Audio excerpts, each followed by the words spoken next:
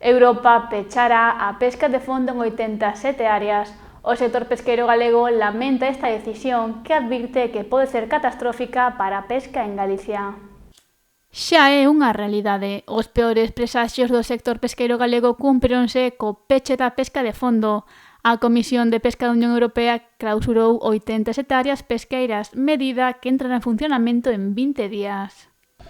E bueno, pois nada, iso, a nosa sorpresa foi que tamén saliu publicado o novo reglamento hoxe mismo. Temos que empezar a contar a partir de hoxe ou mañán, máis ben mañán, a partir de mañán, 20 días, e en ese 20 días será o día de aplicación que xa non se podrá traballar en esas zonas, non? Unha carreira contra o reloxo que deixa o sector pesqueiro galego e nacional nunha situación moi difícil. Isto que nos leva a buscar a ruína totalmente, a ruína non solamente para o sector pesquero, sino o sector de terra, porque iso hai moitos efectos navales que dependen da forma de traballar que tiñamos, que estábamos usando en palangres, en bollas, solamente en carnadas, en todo o que é os arreos para poder ejercer esa actividade, non? E por encima vamos a perder moitísimo mercado desas especies de peixe que tiñamos.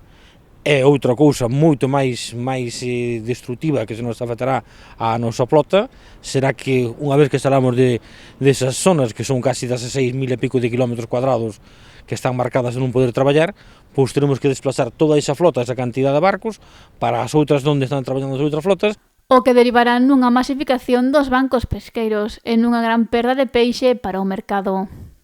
Moitísimas toneladas de peixe moi importante para os nosos mercados. E outra cousa que era un peixe moi importante para nós cando os barcos, por exemplo, os barcos de Gran Sol, que andan se dedican ao pincho, que non se pesca por merluza, que polo tempo que sea, ou pola forma de que o peixe non atraca a terra ou a esas playas, pois dedicámonos a safar as mareas, a sacar as empresas para adiante con outra pesquería, non? Como é o da Palameta Roja, Alfonsino, Sable, Cabras.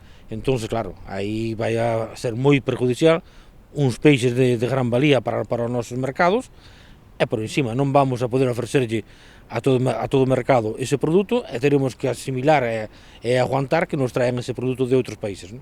Unha decisión por parte da Unión Europea que pode significar a desfeita de numerosos barcos e a perda de moitos postos de traballo. Non entendemos como a Comunidade Europea está promocionando o relevo generacional e, por outra parte, estános botando fora das nosas zonas de pesca, botándonos fora do mar, non? A maioría da xente, a única salida que ten é pedir o desguace, e tal.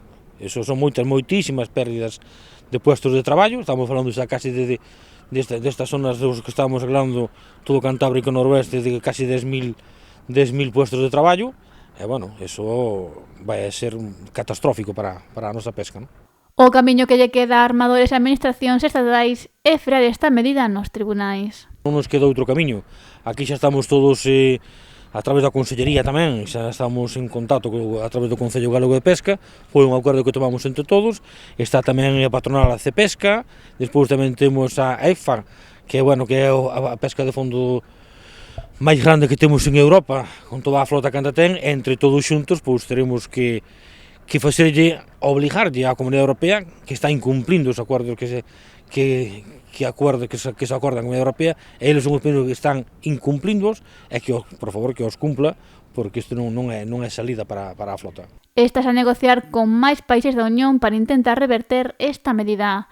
Francia comparte visión coa pesca galega e española, ao igual que Irlanda. O vindeiro día 21 haberá unha reunión en Madrid da Pesca Nacional, convocada pola patronal, para ver a mellor forma de combater esta norma.